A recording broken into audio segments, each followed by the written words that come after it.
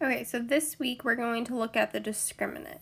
So the discriminant is an expression, b squared minus 4ac, and we get that from our quadratic equation ax squared plus bx plus c equals 0.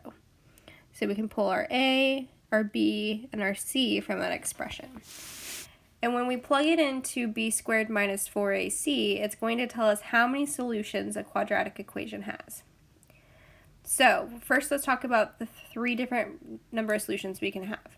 If we look at the graph of this first one, we pass our x-axis twice, so that means we have two x-intercepts, which means we also have two real solutions. And that's going to happen if b squared minus 4ac is greater than 0, which means it's positive. Okay. If we look at our second example here, if we look at the graph, it crosses the x-axis once, so we have one x-intercept, which means we have one real solution, and that's going to happen when b squared minus 4ac, or our discriminant, equals 0.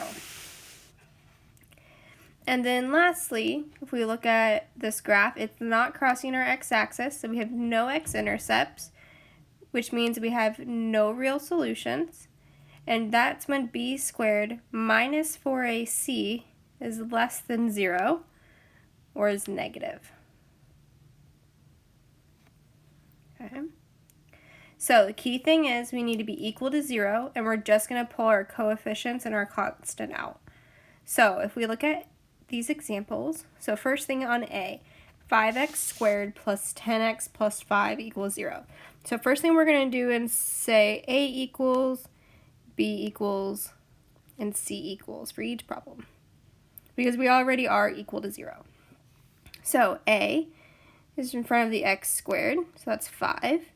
The B is in front of x, so we get 10, and our C is 5. And now if we plug into our formula, b squared minus 4ac, we have 10 squared minus 4 times 5 times 5.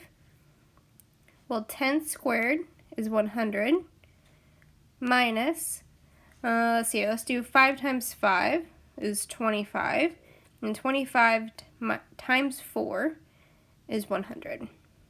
100 minus 100 is 0. So our discriminant is 0. And if we look back up at our table, when the discriminant is 0, we have one solution. Okay. So if we look over to the right, looking at b, x squared minus 6x equals negative 10. First thing we want to do is make sure we're equal to 0. So I'm going to add this 10 to the other side. X squared minus 6x plus 10 equals 0. And now let's say A equals, B equals, and C equals. So when there is no number in front of the x squared, remember there's a 1. So A equals 1, B equals negative 6, and C equals 10. If we plug in our formula, we have negative 6 squared minus 4 times 1 times 10. Thing to be careful about here is when you're plugging this in your calculator, make sure you're putting that negative 6 squared. Put the negative 6 in parentheses because we know a negative times a negative is a positive. So if we do negative 6 times negative 6, we get 36 minus 4 times 1 is 4, and 4 times 10 is 40. 36 minus 40 is negative 4. So that tells us our discriminant is negative 4. And when our discriminant is negative, we have 0 solutions. Alright, looking at C. So C is a little different. We have x squared minus 16 equals 0. So we're missing our middle term. So I'm going to rewrite this.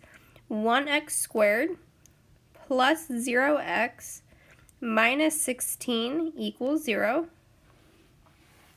So that tells us that A equals 1, B equals 0, and C equals negative 16. So if we plug in, we have 0 squared minus 4 times 1 times negative 16. So 0 squared is 0. Negative 4 times 1 is negative 4. And negative 4 times negative 16 is positive 64. 0 plus 64 is 64. So the discriminant is 64, which is positive, which tells us we have 2 solutions. And lastly, 3x squared minus 5x plus 21 equals 0. So A equals 3, B equals negative 5, and C equals 21. So if we plug in, we have negative 5 squared minus 4 times 3 times 21. So again, when you're plugging this in your calculator, make sure you're doing the negative 5 squared in parentheses. So we have negative 5 times negative 5, which gives us 25, minus 4 times 3 is 12, and 12 times 21 is 252. And 25 minus 252 is negative 227, which gives us our discriminant.